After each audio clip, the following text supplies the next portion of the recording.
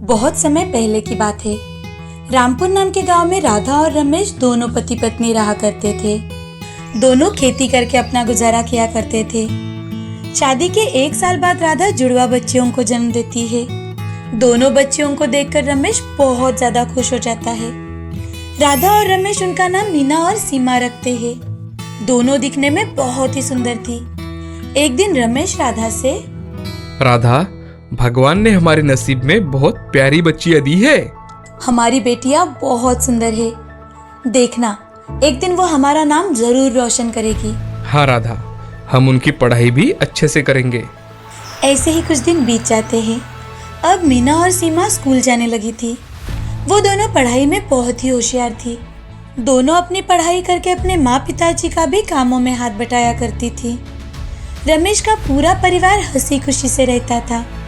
एक दिन, सीमा, हमारे लिए माँ पिताजी कितनी मेहनत करते हैं, हमें भी उनकी थोड़ी मदद करनी चाहिए। हाँ मीना, लेकिन अभी हम क्या कर सकते हैं?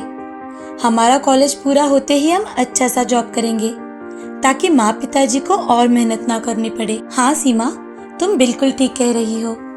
दोनों की बातें रमेश और राधा सुन लेते हैं। तभी रमेश, राधा, बच्चियां कब इतनी बड़ी और समझदार हो गई समझ ही नहीं आया।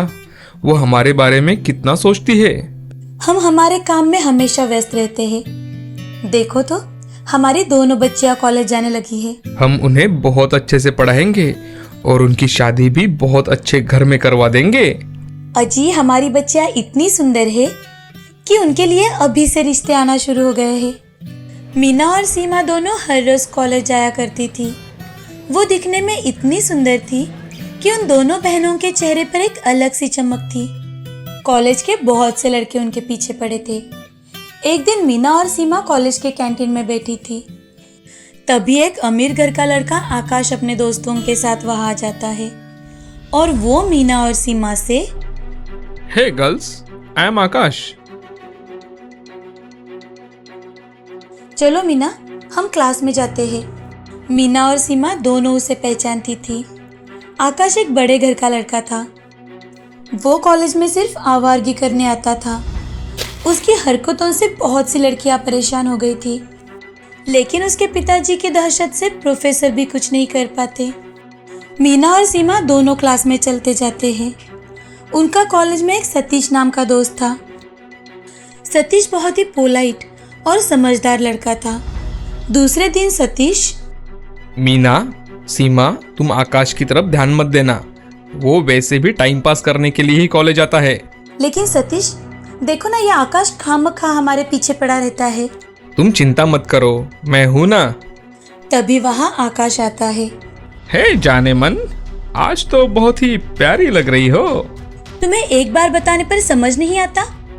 अगली बार अगर कुछ बोले ना तो देख लेना। अच्छा, अगर देखा तो क्या करोगी बताओ? अरे आकाश, छोड़ दो ना, क्यों तंग करते हो दोनों को? क्यों रे झिंगुर, तेरी कौन लगती है वो? लगता है एक से मन नहीं भरा तेरा, इसलिए दोनों बहनों को पटा रहा है। मीना और सीमा मेरी दोस्त है, उनके बारे में कुछ मत बोलना प्लीज। तभी सीमा उसे एक जोर का थप्पड़ लगाती है और दोनों वहां से चली जाती है। तभी कॉलेज के सभी लड़के और लड़की आकाश की ओर देखकर हंसने लगते हैं। आकाश गुस्से से वहां से चला जाता है। इन्होंने पूरे कॉलेज के सामने मेरी इंसल्ट की है, अब मैं इन दोनों को नहीं छोड़ूंगा। एक दिन मीना और सीमा दोनों बहनें कॉलेज से घर जा रही थी। तभी आकाश पीछे से जोर से कार लेकर आता है और दोनों का जानबूझकर एक्सीडेंट करवाता है। दोनों बहनों की ज्यादा खून बहने से वहीं पर मौत हो जाती है। रास्ते के लोग उनका कॉलेज का आईडी देखकर उनके घर पे बताते हैं। दोनों के मरने की खबर सुनकर उनके माँ पिताजी बहुत रोने लगते हैं। कॉलेज में भी सब लोग बहुत दुखी थे। मीना और सीमा की माँ को तो ये खबर सुनकर बहुत बड़ा सदमा पहुंचा था, क्योंकि अब उनका इस दुनिया में कोई सहारा नहीं बचा था। एक दिन, हे भगवान, आपने तो हमारी जिंदगी ही छीन ली। हमारे बच्चियों ने किसी का क्या बिगाड़ा था? ऐसे ही कुछ दिन बीत जाते हैं। मीना और सीमा अब चुड़ैल बनकर रात के समय गांव में घूमने लगती है। अब तो हम इस आकाश का बदला लेकर ही रहेंगे। हाँ मीना, हमने उसका क्या बिगाड़ा था?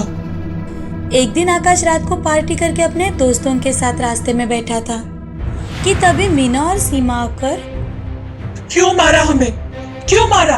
हमने तुम्हारा क्या बिगाड़ा था? भूत भूत, मुझे माफ कर दो, मुझसे गलती हो गई, मुझे छोड़ दो, मुझे छोड़ दो। आकाश डर के मारे यहाँ वहाँ भागने लगता है। उसके दोस्त भी वहाँ से भाग जाते हैं, लेकिन मीना और सीमा आकाश को पकड़कर बहुत पीटती है, इतना कि वो मर जाता है। जल्द ही सुबह हो जाती है। सुबह जब लोग आकाश की लाश देखते हैं तो वो दंग रह जाते हैं। उसके बाद मीना और सीमा कभी चुड़ैल बनकर नहीं आती और किसी को तंग नहीं करती। एक समय की बात है, किशनगढ़ नाम के गांव में सोनाली नाम की लड़की अपनी माँ सुधा और पिताजी रमेश के साथ रहा करती थी।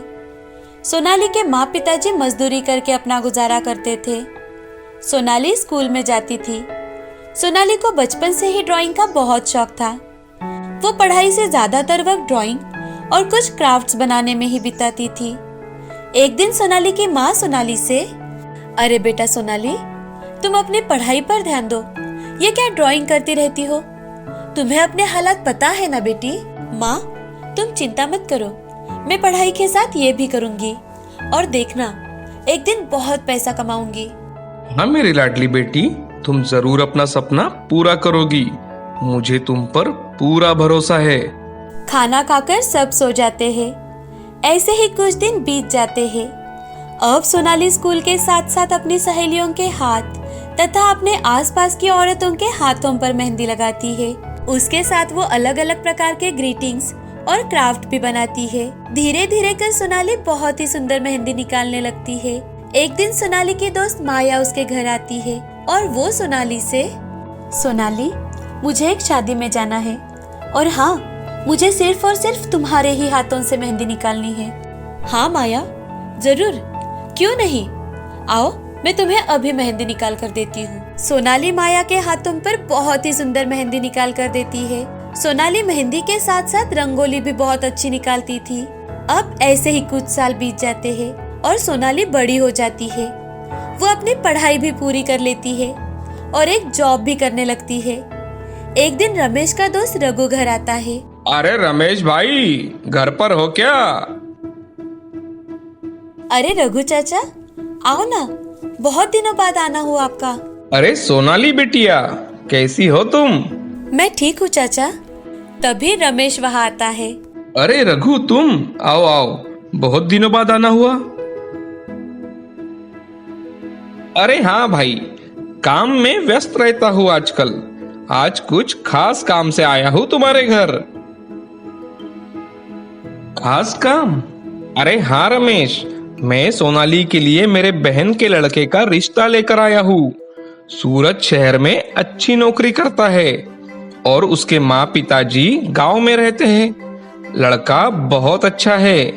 अगर तुम कहो तो मैं इस रविवार को उसको बुला लेता हूँ। अरे वाह, ये तो बहुत अच्छा है।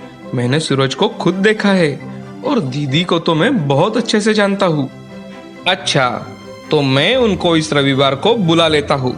चलो अब मैं चलता हूँ, बहुत काम पड़े हुए हैं। ऐसा कहकर रघु वहाँ से चला जाता है।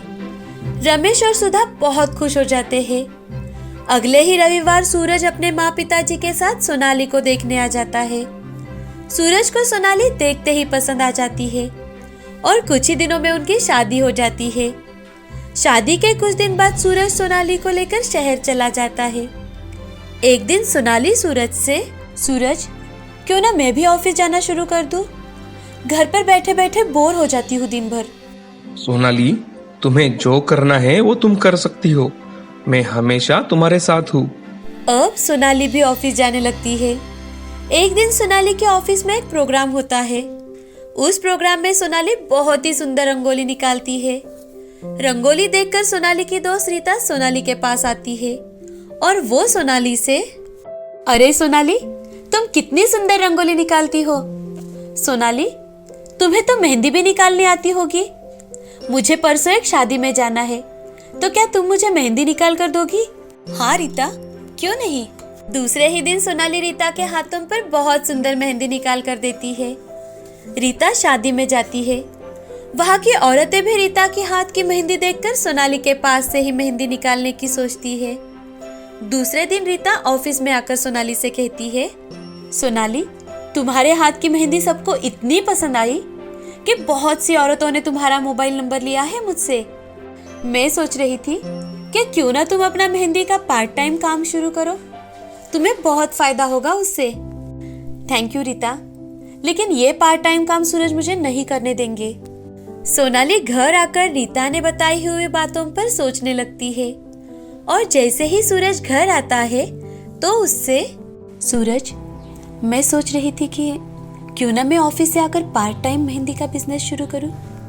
अरे सोनाली, इसकी कोई जरूरत नहीं है। मैं भी तो अच्छा खासा कमा लेता हूँ और तुम्हें भी तो आराम की जरूरत है। आखिर कितना काम करोगी तुम? दोनों खाना खाकर सो जाते हैं। दूसरे ही दिन से सोनाली को मेहंदी के लिए ऑर्डर्स के लिए फोन आने लगते हैं। सोनाली उनमें से कुछ ऑर्डर्स पूरे कर लेती है। ऐसे ही कुछ दिन बीत जाते हैं। एक दिन सूरज घर आकर सोनाली से, सोनाली, मेरी नौकरी चली गई है, अब कैसा होगा? घर के ईएमआई भी सर पर है। तुम्हारी सैलरी में तो घर का खर्चा निकल तो जाएगा, लेकिन ईएमआई का कैसे करे? मुझे कुछ समझ में नहीं आ रहा। जी, आप बिल्कुल चिंता मत करो, मैं हूं ना। अब सोनाली ऑफिस से आकर अपने मेहंदी के ऑर्डर्स लेने लगती है। कुछ ही दिनों में सोनाली पूरे शहर में मेहंदी के लिए फेमस हो जाती है। उसे शादी संगीत के बहुत से ऑर्डर्स आने लगते हैं।